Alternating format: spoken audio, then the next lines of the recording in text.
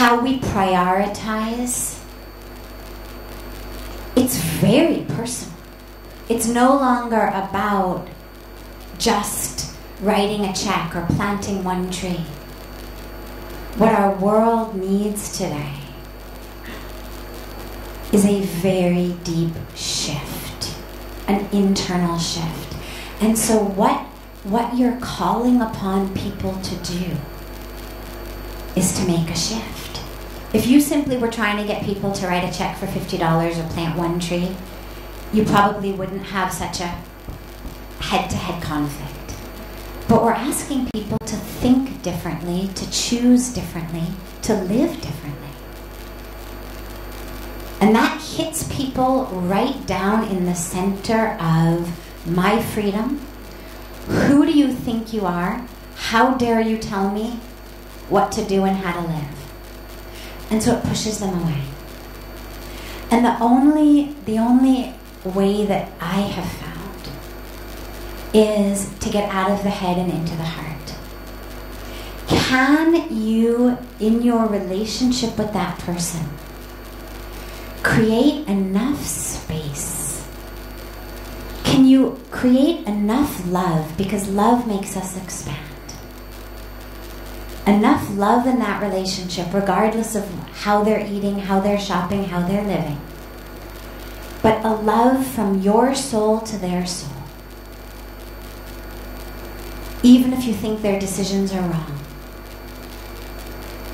But a love that is deeper than their decisions, deeper than their actions.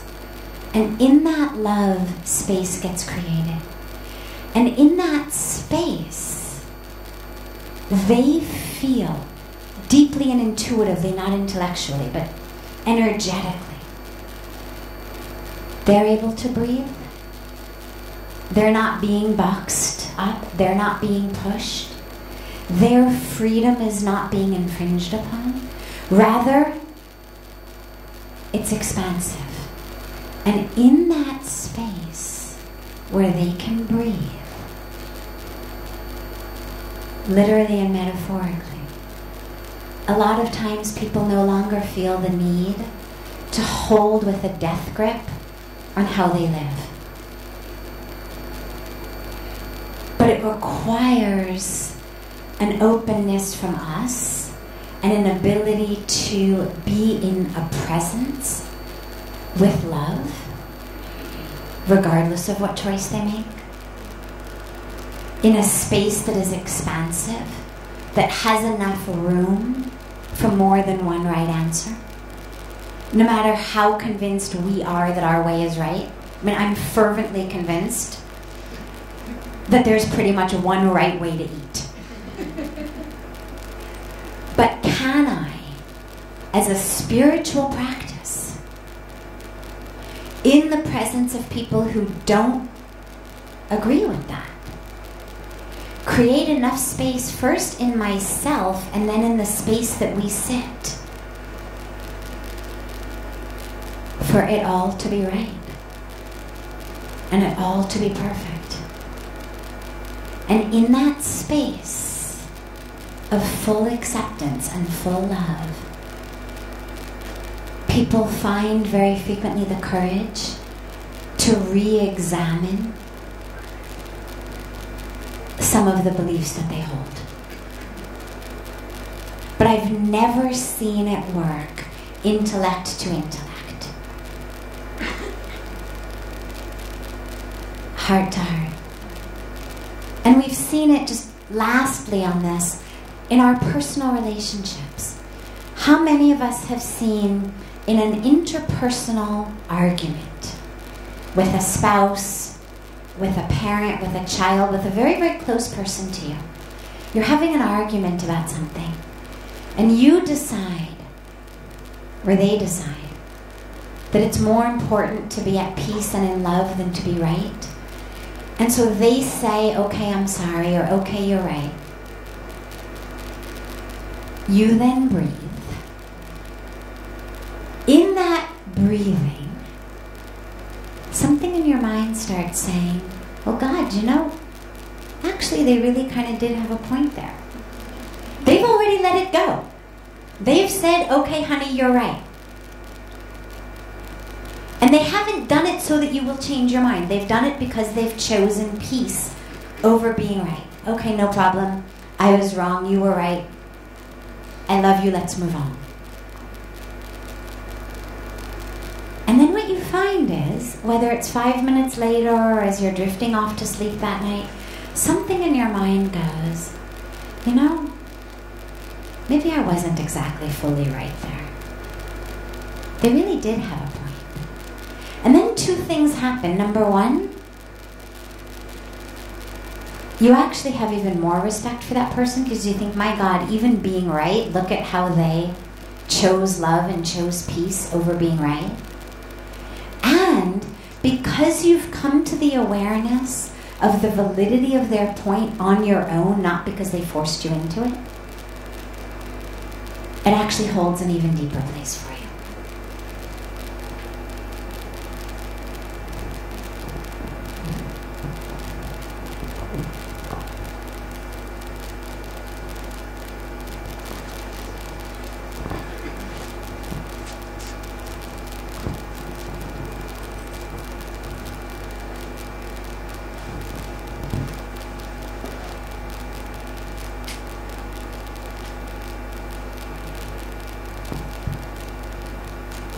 Very beautifully Sadhviji explained and answered. I think spirituality is not what you do. In religion, sometimes religion is action oriented. Spirituality is introspection oriented, the awareness. Spirituality is not what you do, what you are. And I love the name also of Ripple Academy. I think it's all depends on you. You live in peace, live in love, live in harmony. If you live in peace, what you exude, what you manifest, what you share, love, peace and harmony. And if you live in pieces, what you will share? Only pieces. The choices are given to us. Whether we are in the field of any field, I don't want to take the names, so many fields are there. Any field you are. And a part of it, which is very important and more important to me, is your inner core, where you are directed, connected, inspired and transformed, and then you transform all of that with others, to others. So in spirituality, when we say you are I think it's a very beautiful name. The man who got this name must be very spiritual. You are I. The moment we understand that you are I, no separation. The moment the separation is over, isolation is over. The moment the separation is over, the peace starts immediately. All that those pieces are because of separation. So it's very powerful name has been given to us and you are associated with, and then the Ripple Academy. What kind of ripple we want to create through us, through every one of us. Ripple of pieces, a ripple of peace. And that only can happen when you are in peace. If you are in peace, you exude peace, you manifest peace, you share peace. If you are in pieces, you will share only pieces. So, before we start walking the path of service, we must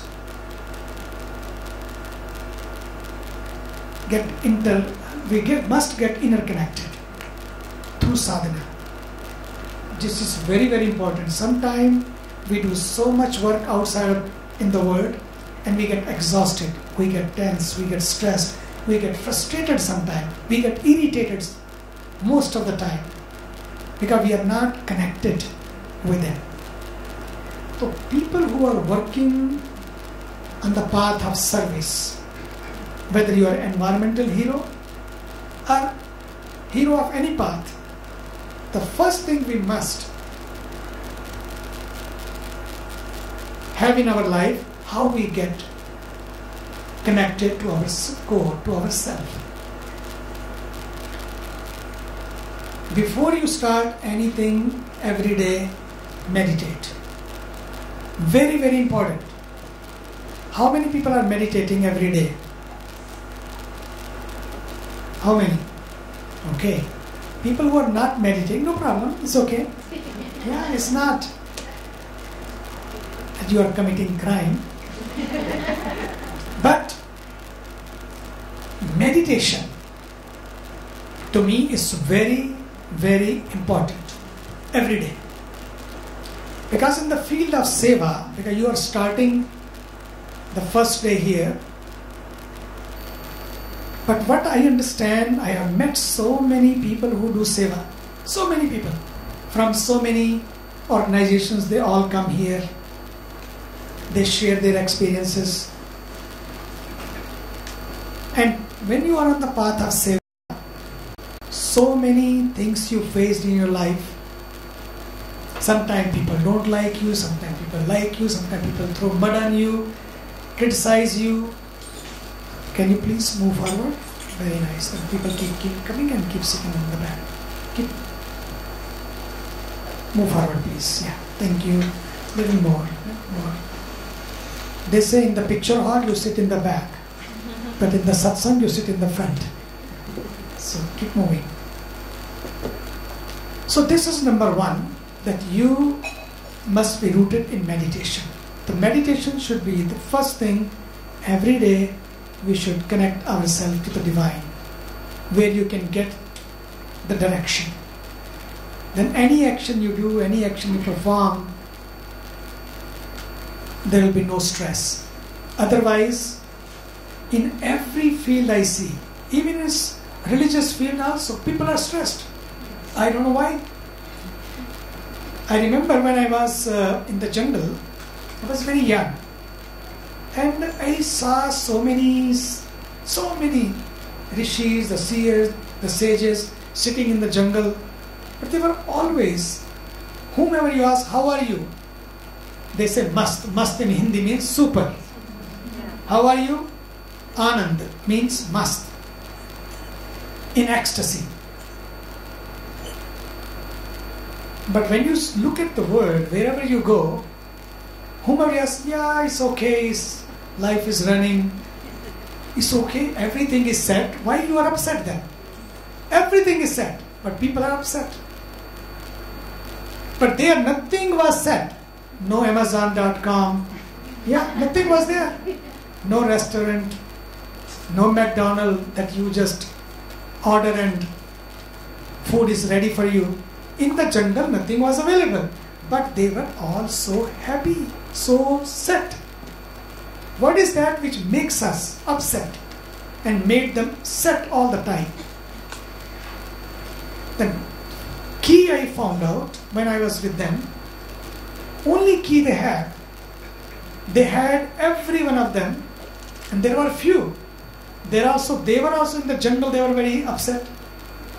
Because the human tendency, being in the caves, being in the jungle, being in the mountain does not mean that you can be peaceful. It's not the place only. Places are great, mountains are beautiful, they are wonderful, the source of inspiration, but at the same time, it's you who make the difference. It's very important. Please, keep moving.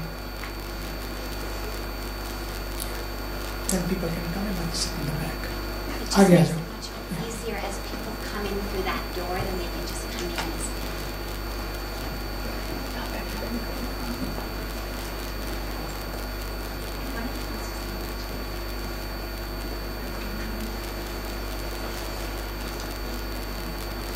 Second thing,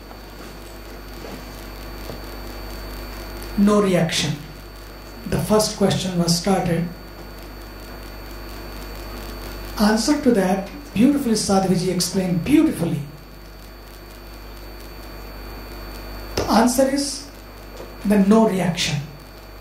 During your seva time, this is all seva we are doing. And we are doing seva not to others. This is all seva we are doing to ourselves because we are all one. When we say you are I, this is not that favor you are doing to somebody else. The moment you do seva to others whom you think they are others, they are also part of us. And whom to react and what to react. The good part I understood in the jungle, that whoever were there, the saints were there, they always in the tune of oneness. That oneness is there, then whom to cheat, whom to deceive. You will never deceive anyone because you are then deceiving yourself. You are cheating yourself. That spirit of oneness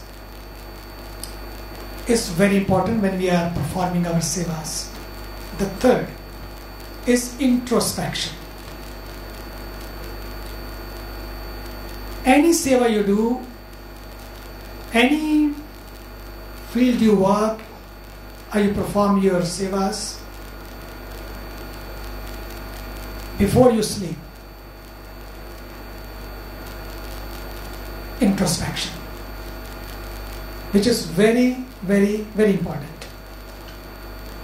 Before you sleep, just open your balance sheet of your seva. There will be minus points, there will be plus points. Everyone. No one is perfect. But you are from the perfect. So no one is perfect. You keep walking on the path of sadhana and keep improving, keep improving, keep improving. And introspection is the key to improve, not after 1 year, that you open your balance sheet every night. And people who are fully conscious, who live consciously, they not open the balance sheet in the evening. When they are living consciously, living with full of awareness, before you even take that action, the awareness takes place. Even you can see, because you have done meditation, you are living the life of awareness. Even you can see that anger is coming, the grudges are coming, the hatred is taking place. You can see before they hit you. Suppose you miss them, you can't see them, you are not fully aware, then every night before you sleep, if you practice every evening, every night, when you open your balance sheet and be honest, and you know that no one else can tell you, can point a finger at you, you yourself know all of your action and all of your thoughts also. People can watch only action, but you can see your thoughts also. How your thoughts are taking roots in you. They are the seeds. When the seeds are being planted, immediately in the night, if you can see them before they become tree, and to uproot them will be very difficult, that same evening, be honest, watch them honestly, and then not to be scared, because you will see that end of reading your balance sheet, you will see so much minus. This is mind's nature. So much minus, but not to be scared. All of that take and offer to the divine. We have a very beautiful ceremony here. I will ask Sadhviji also, one day before they leave, we must have a Swaha ceremony. Swaha ceremony, very powerful ceremony, and you will become a new you.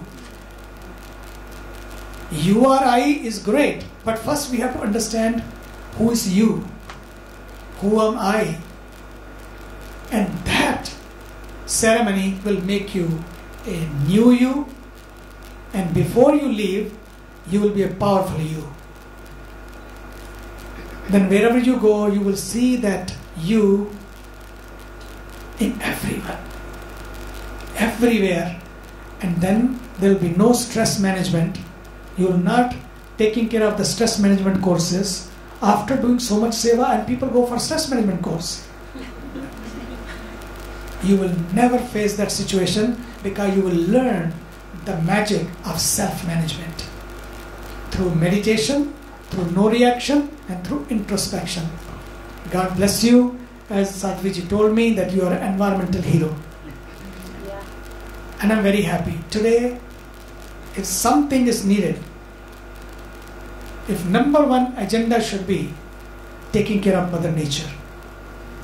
And who can understand well the Mother Nature? Only the mothers. You are the power. You are the Shakti. And if the Shakti, the power is understood by you, sometimes we underestimate ourselves. You Shaktis are so powerful, believe me. You have given birth to this nature. You are the one, you have given birth to this earth. You have given birth to this creation. This is all Mother Nature. You all understand the power, and first feel the power in you. And feel the power, and then share the power. God bless you. Welcome home. And it's a great beginning. And from tomorrow, I want all of you, why tomorrow? Why not tonight? Before you sleep even, start with meditation. Start with introspection. And you will see the power of it. Sometimes these words we keep listening, meditation, yeah, we know meditation. But just, it's not, bilkul, wonderful. Why not to start from here? Great. And before you leave this session, you leave this session with meditation, and then do it in your room. And when you have a time, free time from your conference, from your discussions, go on the banks of Ganga. Just be there, and you will see the power of Ganga also. It's not mere water or mere river. You can see the power.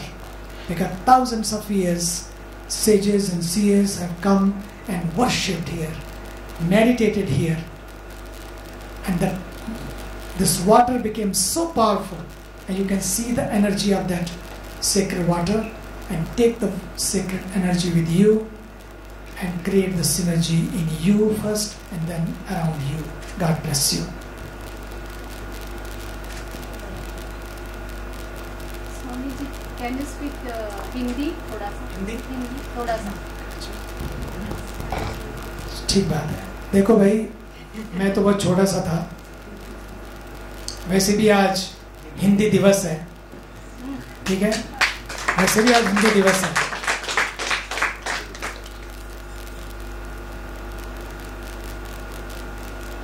मैं समझता हूं कि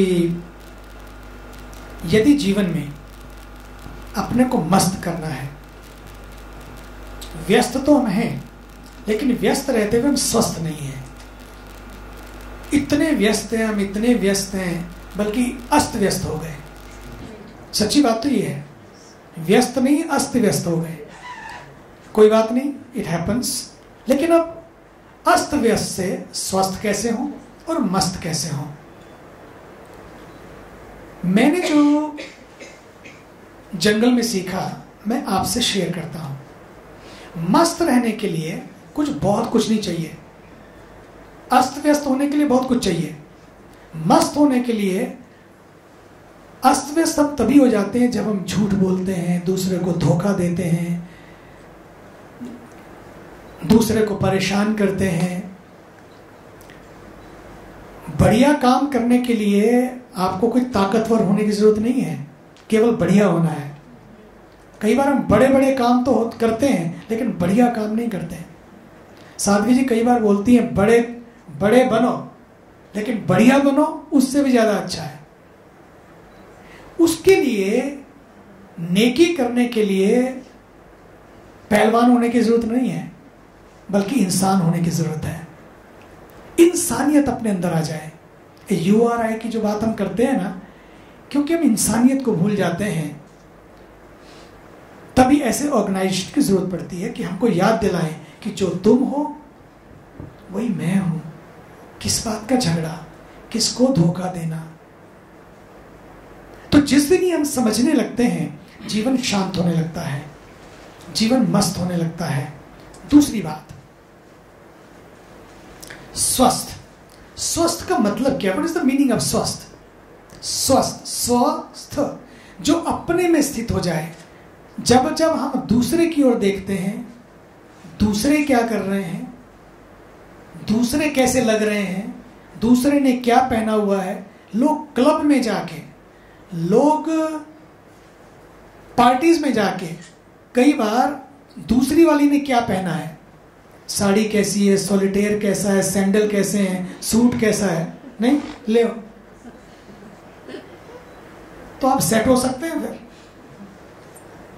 आप यही देखते रहेंगे सामने वाले ने पहना क्या है, सामने वाली दिखती कैसे है। तो घर आके अगर कोई अपने को ना देख रहा हो तो लगता कहीं कुछ गड़बड़ है। सामने घर में आते ही पहले शीशे में देखेंगे, आखिर गड़बड़ कहाँ हो गई, मुझे क्यों नहीं लोग देख रहे थे। बस स्वस्थ का मतलब है, बीमारी हमने मोल ले ली जब हम खुद में स्थित नहीं है। हम चीजों में सेट होने लगते हैं, चीजों में स्थित होने लगते हैं, तो बस उसी समय हम अपनी शांति को खो देते हैं। इसलिए बाहर की ओर नहीं बल्कि भीतर की ओर देखें। जब जब हम बाहर की ओर देखते हैं, बाहर वालों को देखते हैं, तब हमारी शांति खो जाती है। धीरे धीरे मैं आंख बंद करूं, ध्यान में क्या देखना है, किसको देखना है, खुद को ही तो देखना है। आंख बंद की और पहले सांस को देखें। सांस आ रही है, the breath is coming and breath is going. सांस आ रही है, सांस जा रही है। फिर सांस के साथ मैं भी आ जा रहा हूं। कहां जा रहा हूं? बिना टिकट बिना वीजे अमेरिका पहुंच गए नहीं, सांस के साथ यही तो होता है। आंखें बंद करते ही you reach America without visa, without ticket, यही तो होता है ना। तो सांस के साथ कहां पहुंच गए आप? अमेरिका पहुंच गए। यहां बैठे हैं, आंखें बंद करते ही देखना था खुद को और चले गए बाहर। होता है ना ऐसा। बस यही करना है, भीतर मुड़ना है। बोले ये भी देख, कोई बुरा नहीं है, शॉपिंग करने जाओ, बोले ये भी देख, चारों तरफ जैसे और बहुत कुछ है, बोले वो भी देख। बोले लेकिन देखत देखत ऐसा देख, मिट जाए धोखा रह जाए एक। ये बहुत जरूरी है। सब कुछ देखो, कोई चिंता नहीं है, लेकिन देखते देखते ये अगर वही देखते रह गए तो जो दिखना था उससे चूक जाएंगे। इसलिए बोले देखत देखत ऐसा देख, मिट जाए धोखा रह जाए एक। ये जीवन का सार है कि कुछ भी करो संसार में, कोई भी सेवा करो, लेकिन ये याद रखना है कि I am also a project. Having projects, working for the project is not a problem. Then what happens next step? First we work for the project. जब थोड़ा कुछ होने लगता है, then something starts happening, then we start projecting ourselves. First we work for the project, then we project ourselves, but we forget one thing, that I am also a project. End of the day, before you sleep, work on yourself. During the daytime, work on the projects. Project yourself, but before you sleep, just remember, I am also a project. I have to work on myself through introspection, through my balance sheet. End of the day, that balance sheet will go with you. Whether it's in minus or plus, doesn't matter. Don't worry. The Swaha ceremony will take care of it. इसलिए कहा है कि देखत देखत ऐसा देख, मिट जाए धोखा, रह जाए एक. अगर एंड ऑफ द डे वो एक रह जाए, समझना कि काम बन गया. रहना था एक को. बीइंग ए प्रोजेक्ट मीन्स कि वो एक रह जाए, कि मैं अपने पर काम, मुझे एक वो दिखने लगे, फिर उन सब में एक दिखने लगे. URI का यही मतलब है कि वो सब में मुझे, जो मुझे कोने में दिखता है वो मुझे हर कोने में दिखने लगे. नहीं, फिर हर दिल के कोने में दिखने लगे. अगर ये हो गया ना, बात बन गई. फिर सारे रिपल जो हैं, फिर रिपल नहीं होगा, फिर एकेडमी बन जाएंगे आप. खुद एकेडमी बन जाएंगे आप. जीवन एक एकेडमी बन जाए, जीवन एक शिक्षणशाला बन जाए, जीवन एक रिसर्च सेंटर बन जाए. रिसर्च सेंटर ही तो है. हम कई बार शोध तो नहीं कर पाते, लेकिन प्रतिशोध में चले जाते हैं. अच्छा, देख लूंगा या दिखा दूंगा. किसको देख लेंगे, किसको दिखा देंगे? जीवन ना दिखाना है ना देख लेना है. जीवन तो खुद को देख लेना है, जीवन तो खुद को पा लेना है. बस ये करेंगे तो बात बन जाएगी. और वो एक ही रह जाएगा. फिर वही URI एक रह जाएगा. Then I will become we. The moment I becomes we, illness becomes wellness. The illness of I is everywhere. The moment we take care of that I, that illness is taking care of it, and what remains? The wellness. Wellness of you, wellness of the world, wellness of the mind, wellness of the body, wellness of the spirit, wellness of the soul, and wellness of all. बस इसी को पा लेना सारे जीवन का सार है. ठीक है? जय Shri Krishna. I have to say something in Hindi because she has requested. Can you say something in Hindi? So before taking the next question, I actually just wanted to take one bit of what Pujya Swamiji just said in Hindi, which was so much and so beautiful, but there was one piece of it I wanted to take and to translate, because it really underscores so much of A, what ails us, and B, what the solution is to heal us. Every evening here in Satsang, we talk about that which is ailing us. In our emotions, in our thoughts, in our feelings, in our physical bodies, in our relationships. And in Hindi, the word for health is swast. And Pujya Swamiji, when he was just speaking, he said that the word swast is actually from two words, which means the one who is balanced in the self. That's actually the etymology of the word swast. The one who is balanced from the self. And when you think about that, the repercussions, the ripples, are really profound, because that which ails us,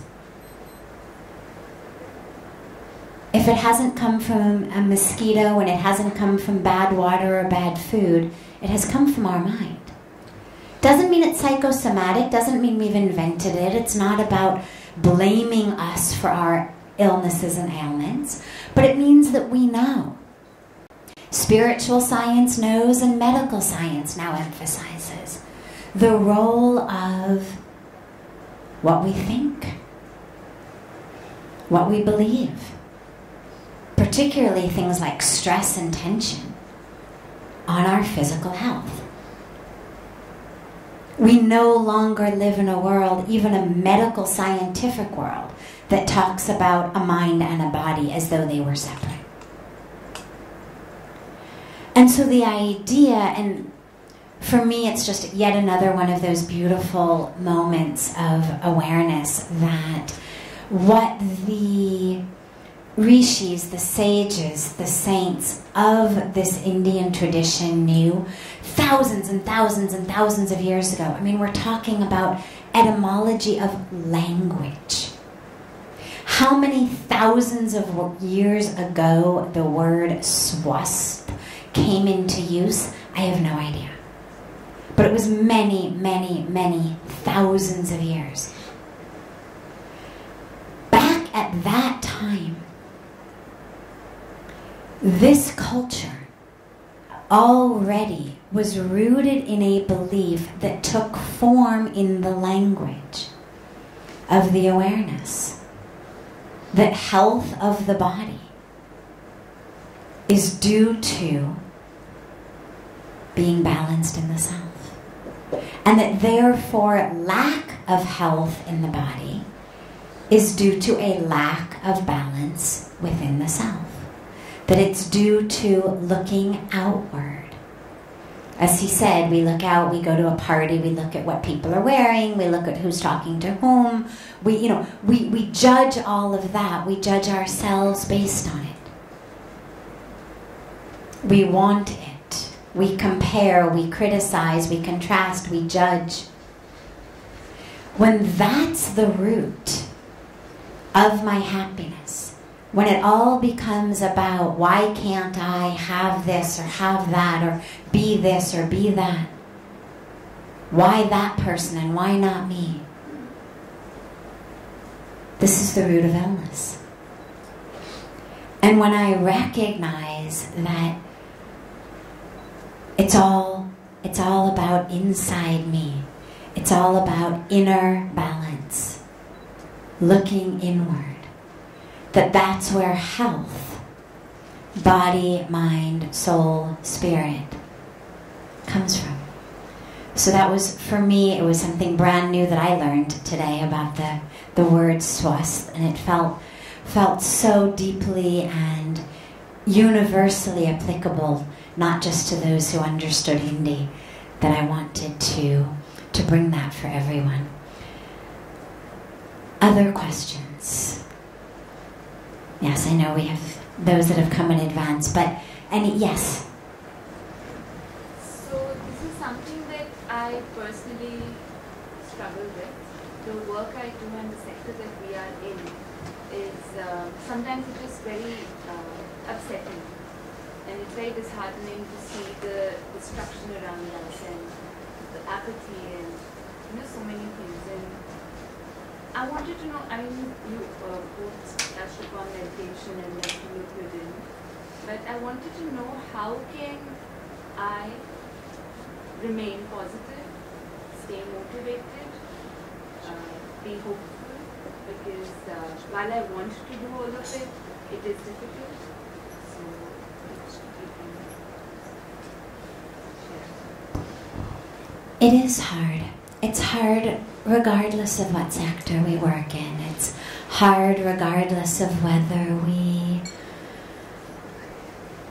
are working in a way that is actively even contributing to the positive development of the world as your organization is, or whether we're simply a mail clerk in a law firm or something. Regardless of what we do, it's hard. It's hard to pull ourselves out of bed in the morning. It's hard to move through the world every time you open a newspaper, or you turn on the internet, or you see anything.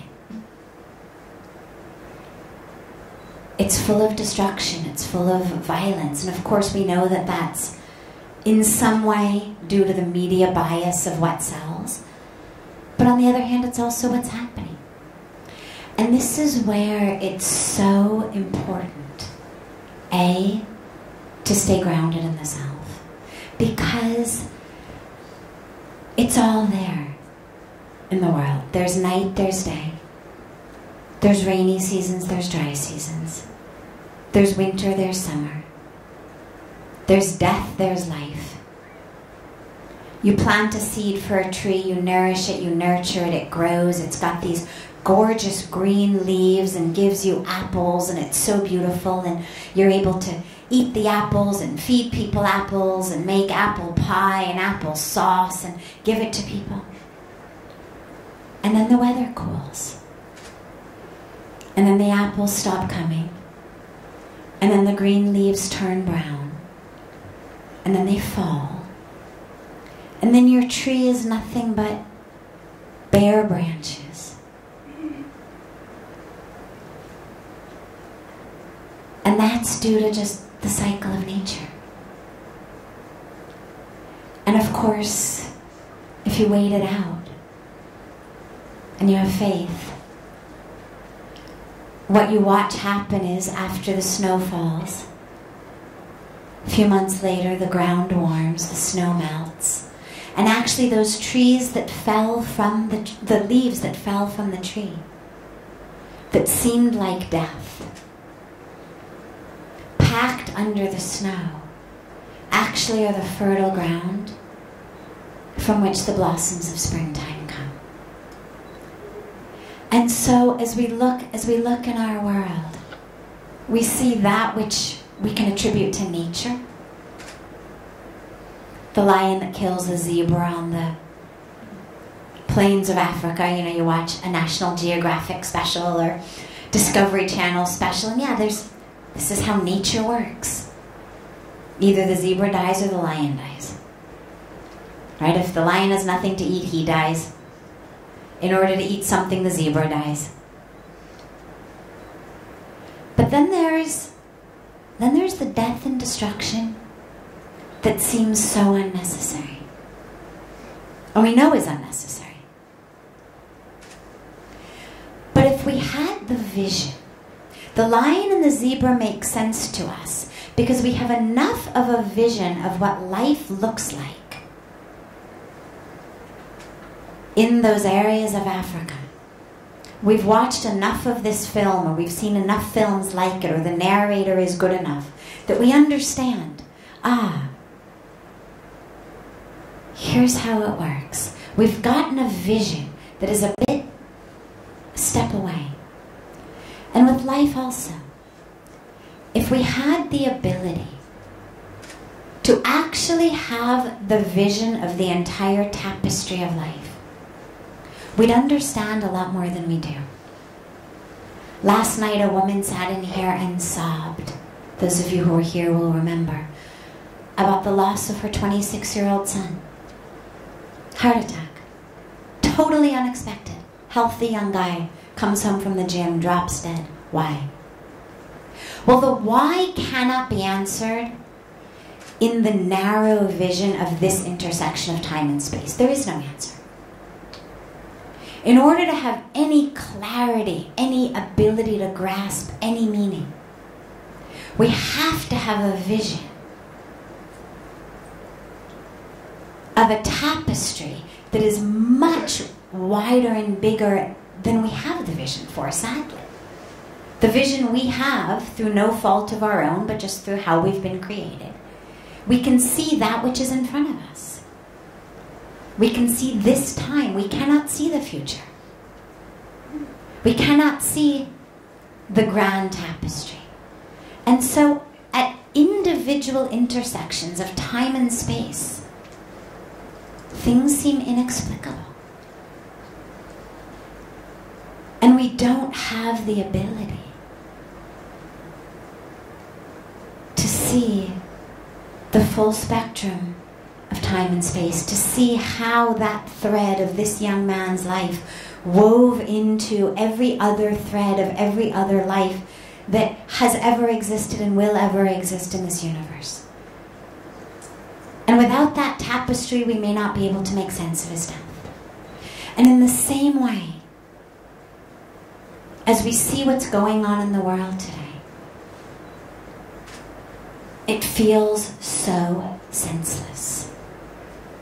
It's so dejecting on so many levels. And because we can't see the full tapestry, what it requires of us is simply faith. Faith in that. Yes, that is happening. But we are also happening. We are also a thread in this tapestry. Yes, that terrorist organization is a thread in this tapestry. Yes, those loggers cutting down the trees are a thread in that tapestry. Yes, Men who rape women when they go out to go to the toilet in the jungles in the night are a thread in that tapestry. And so are we. And so is every day we wake up a thread in that tapestry. And everything we do, and every ripple that comes from it is a thread in that tapestry. And the reason that we have to have faith is because we cannot see the entire thing.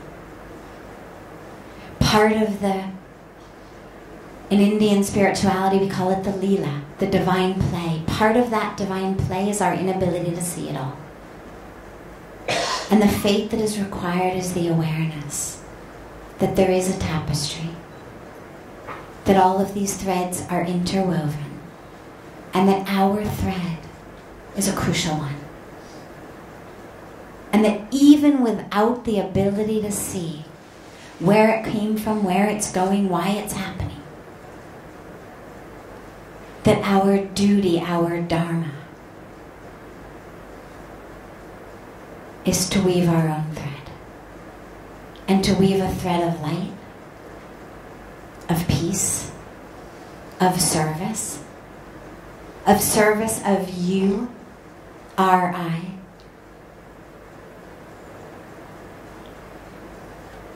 And as we do that, we ripple and inspire others to weave their threads. If all of the threads of light are dejected by the presence of the threads of darkness,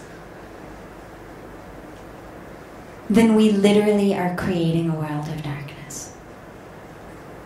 If you are a candle and you don't allow yourself to be lit, through your act of omission, you are condoning the darkness. And so regardless of how long it's been dark, why it's dark, where the darkness came from, how many threads of darkness there may be, regardless of any of that, all that matters is, I am a candle. And how can I stay lit to be that light? And how can I light others? If I allow myself to be too distracted, too dejected by, oh my God, it's dark over there. Oh my God, it's dark over there. Oh my God, it's dark over here. There's no oxygen left for my own candle, my own flame to burn. Literally, Shakti khatam ho jata. You need that Shakti to allow your own candle to stay lit. So focus on that. And the darkness automatically, regardless of where it came from, regardless of how long it had been dark, regardless of why it was dark, it will dissipate if you are bright enough and if you light enough other candles along your way.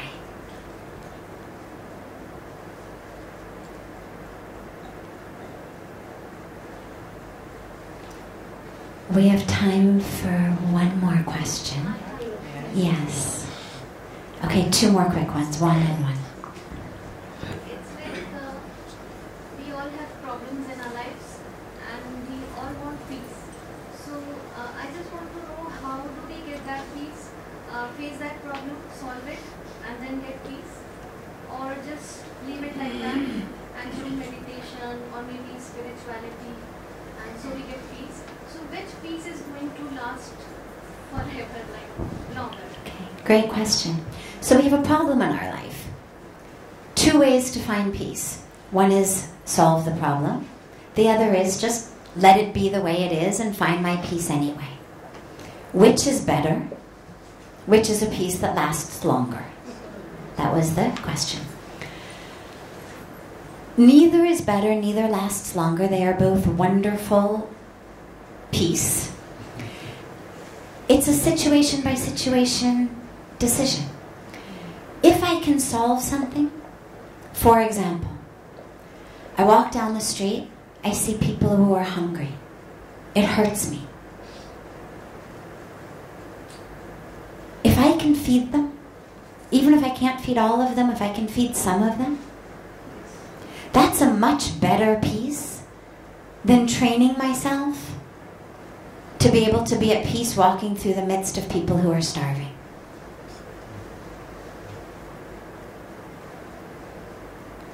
But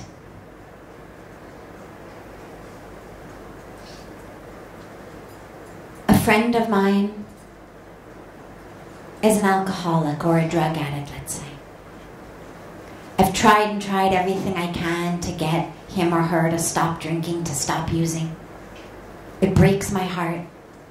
I've watched them lose their family. I've done everything I can do. I've said everything I could say. I've tried everything I can think of.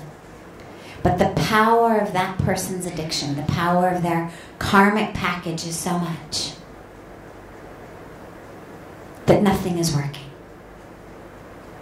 Well, in a case like that, it's not going to benefit that person for me to not be able to sleep at night, for me to not be able to digest my food, for me to not be able to get out of bed in the morning and go to work.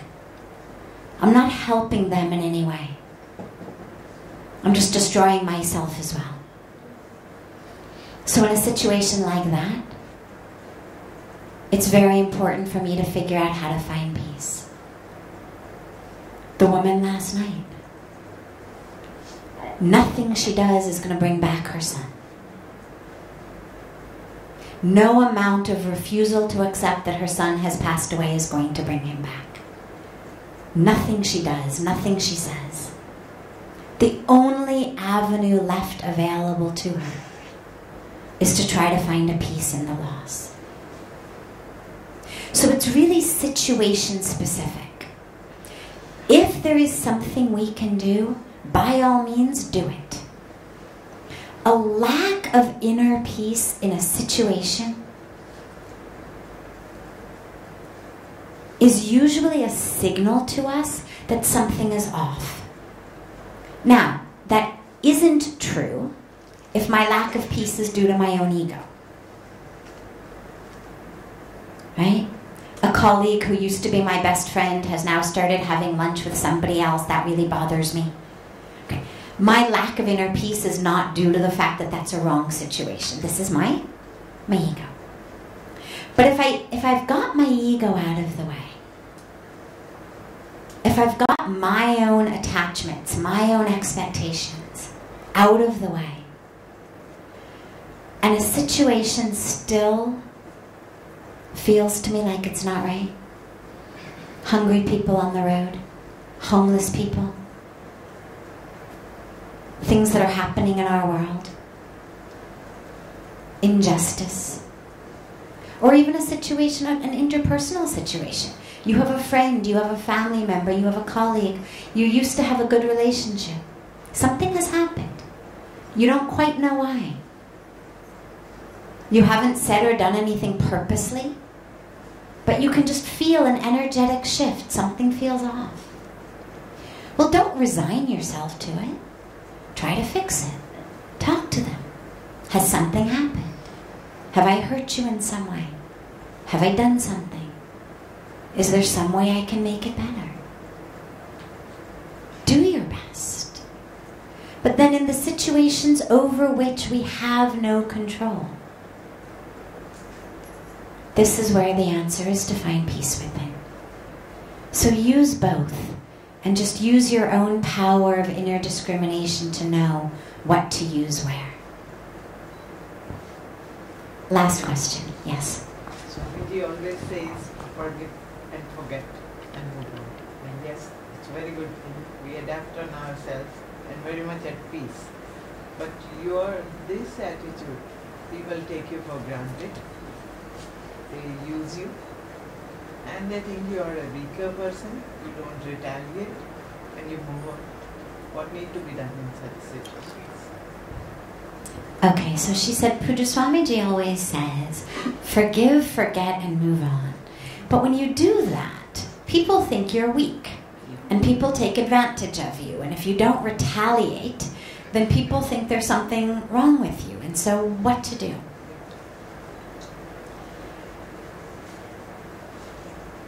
Forgiving does not mean you are a doormat for the universe. That is a very big misconception. It is a very prevalent misconception, but it is absolutely a misconception. Forgiving someone requires great strength. Holding a grudge requires no strength. If I am weak, I hold on to the grudge. If I am strong, I let go. Now think about this for a moment. In my life, on a very physical level, if I feel like I'm falling, what am I going to do? If I'm feeling like I'm falling down, I'm walking down the street, I'm falling, I'm going to reach out and I'm going to grab onto whatever I can grab onto to prevent myself from falling. That is the immediate instinct to falling, right? I'm going to grab onto something, whatever is nearby. Similarly, if I feel like I'm falling internally, emotionally, psychologically, spiritually, I feel empty, I'm going to grab onto things. I grab onto my identity. I am like this. Don't you know who I am? Who do you think you're talking to? Right? This is me. I'm going to grab onto my identity. I'm going to grab on to power. Don't you tell me what to do. I'm in charge around here. Right? Sort of the king of nowhere. I'm the king of this desk. I'm the king of this corner. Wherever it may be. But we see it all over the world. Doesn't matter how small or insignificant my kingdom may be. I'm going to hold on to it tenaciously. That's all I've got. If I weren't the king of this corner, who am I? When I feel weak, physically, I'm stumbling, or emotionally, psychologically, spiritually inside, that is when I grab. And grudges are a great thing to grab onto. You did this to me. You hurt me. That's why I'm the way I am. It is your fault. The only way I can let go is when I feel strong. When I know I'm not falling. Forgiving and letting go requires strength. Holding a grudge is a sign of weakness. And especially the grudges that are years old. 10 years ago you did this to me. 20 years ago you did that to me. 5 years ago you did this. It means my self-identity is so shaky that I require your actions or inactions as pillars to hold up my identity. Who are you? Well, I am the one who you did this to. I am the one who that happened to. I am the one who suffered this. Those become the pillars of my identity.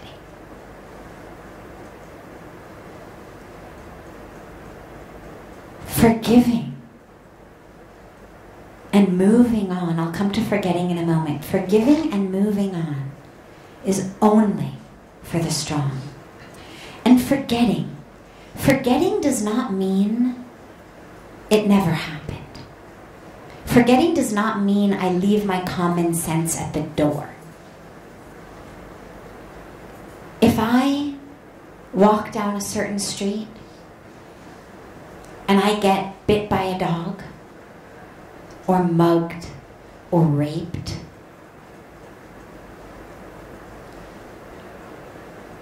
I want to remember not to walk down that street again.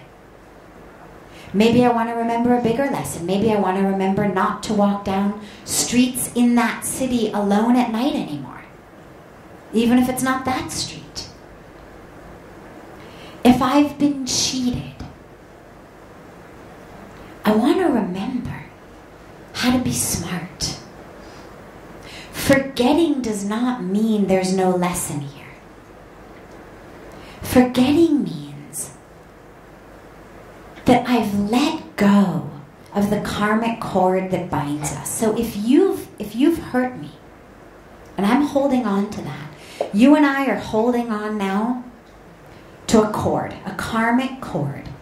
And in that cord, there's a lot of tension on every level. You're holding your end, I'm holding my end. Here we have a cord with tension. Me forgiving and forgetting is me letting go. And here's the beauty of it, my friends. It doesn't require both sides. If one side lets go, 100% of the tension is gone. Usually we think, well, I will only let go if I need you to, you must first. Truth is, I don't. If I simply let go, 100% of that tension is over. Let's say, lastly, you've got a beautiful brand new white couch in your house, okay? Friend comes over. You go in your kitchen, you make your friend, personally from your own hands, you make a beautiful cup of hot tea or coffee. You give it to your friend. Your friend then, knowingly or unknowingly, on purpose or by accident, it doesn't matter, spills that cup of tea or coffee all over your white couch. Okay? They then stand up and walk out of your house. Okay? What are you going to do? I'm going to clean my couch. Anybody in here going to wait for that person to come back and do it? Anybody going to leave the stain on your couch just to show other people, okay, my God, what this guy did to me, can you believe it? Such a beautiful couch, but look at this stain. You know that guy? The one down the street? He did this. We understand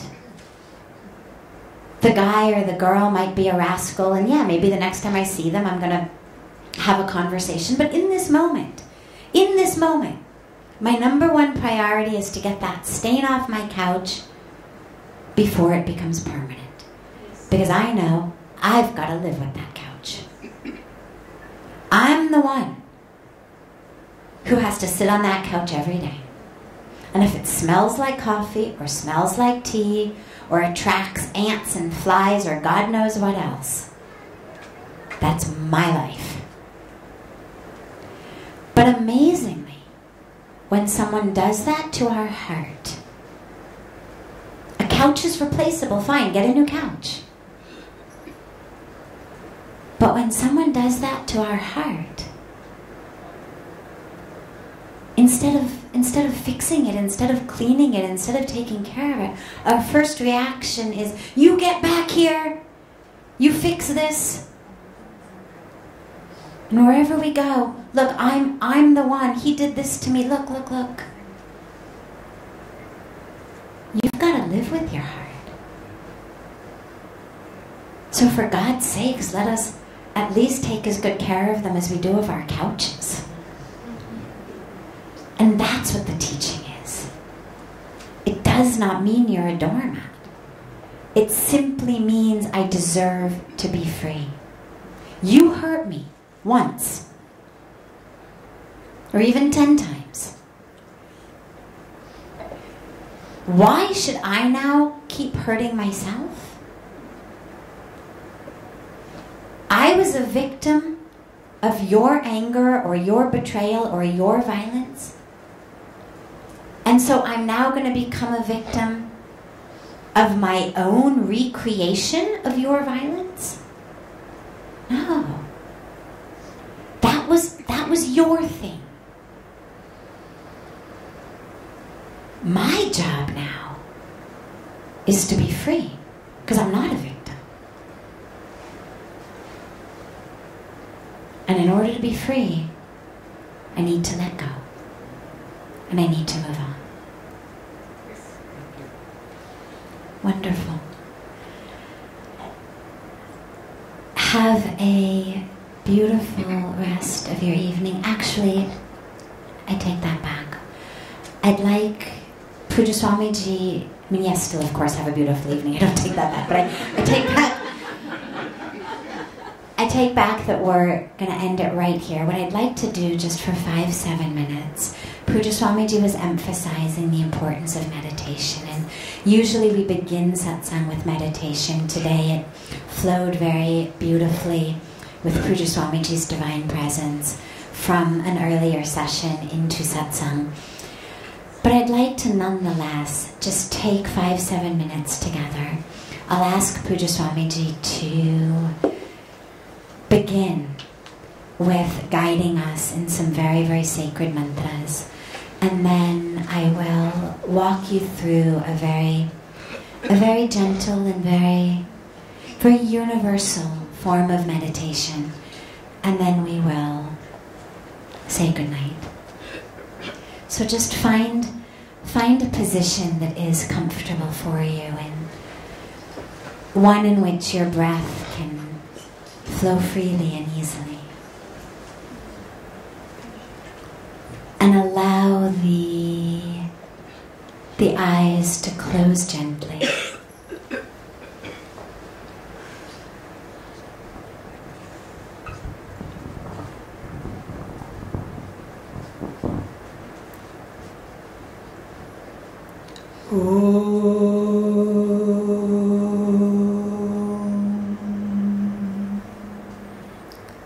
Asato ma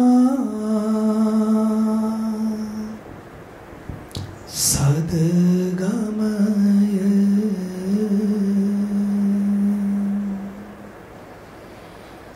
tamaso ma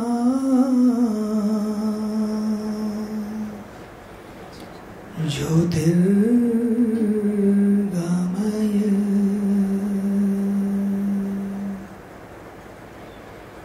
mrityorma amritam gamaya.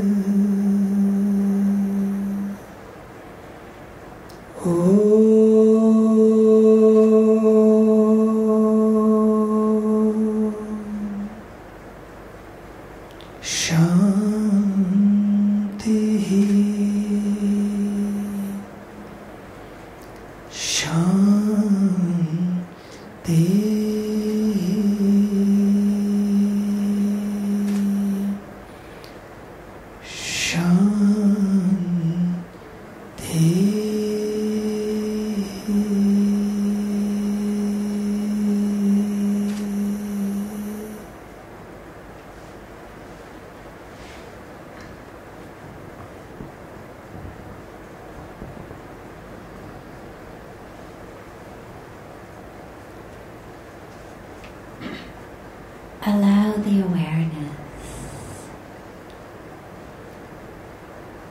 the consciousness and the focus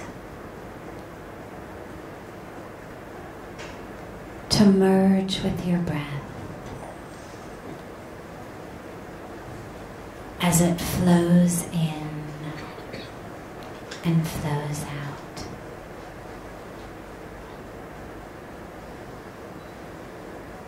But instead of being aware of your breath in your chest and lungs, bring the awareness to the breath low in the abdomen, to a place that is just below the belly button, above the groin.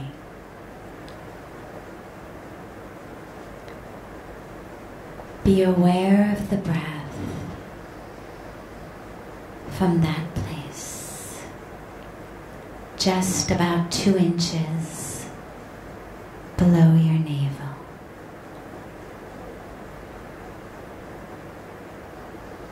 Take the inhalations and exhalations from there.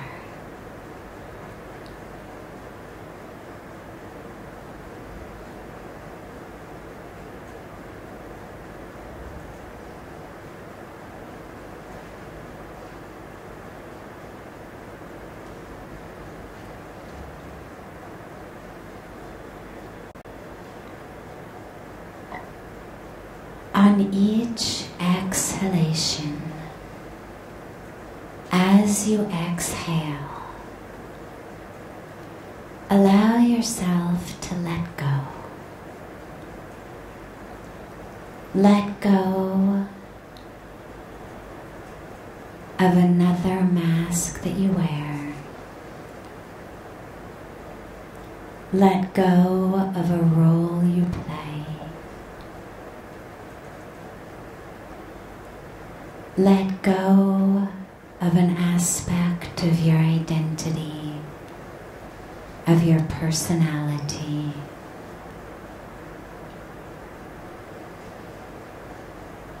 Let go of an attachment, an expectation. Let go of a grudge.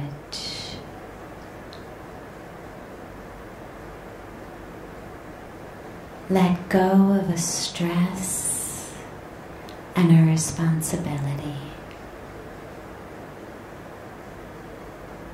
As you exhale, just let them go one by one. Breathe them out.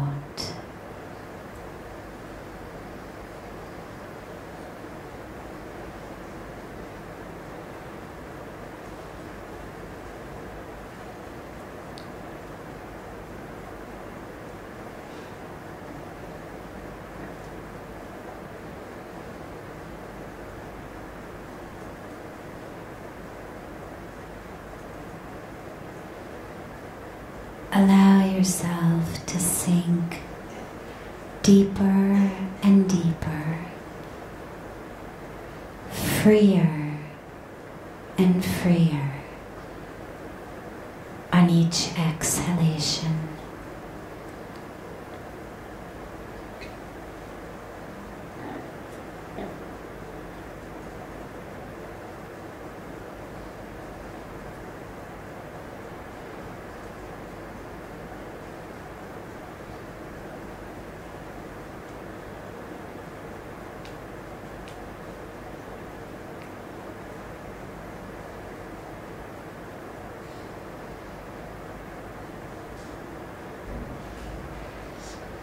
On the next inhalation, allow yourself to carry your breath upwards from that place beneath the navel. Carry it up through your being. So instead of breathing horizontally, we're breathing vertically upwards. Carry it up through the solar plexus, through the rib cage and lungs, through the throat, up to the third eye center, just between the eyebrows, the Agya chakra. And then release back down, gently and slowly, back down to the place beneath the navel. Take the inhalations and exhalations at your own pace. Don't force it. Don't strain yourself. Carry it as high as you can, wherever it may be, and then let it go.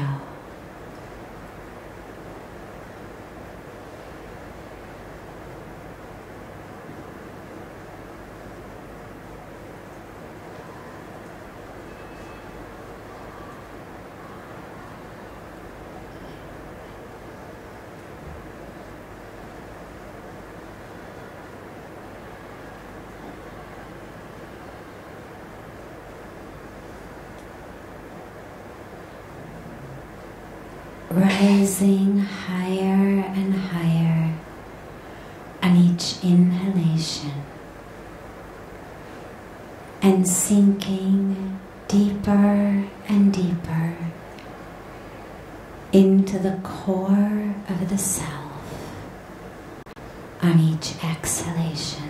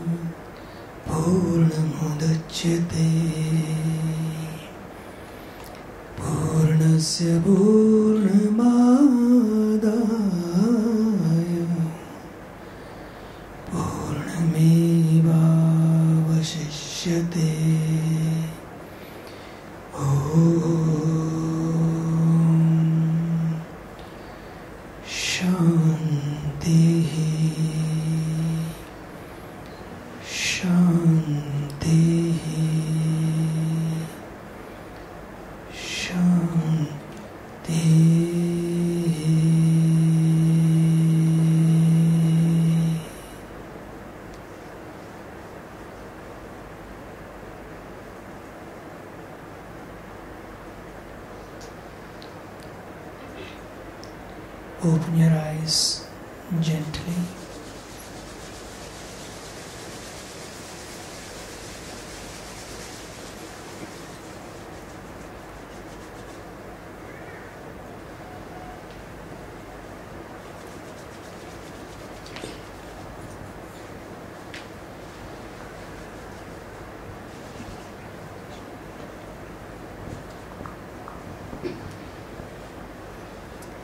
Have a beautiful rest of your evening, and tomorrow afternoon at 2 o'clock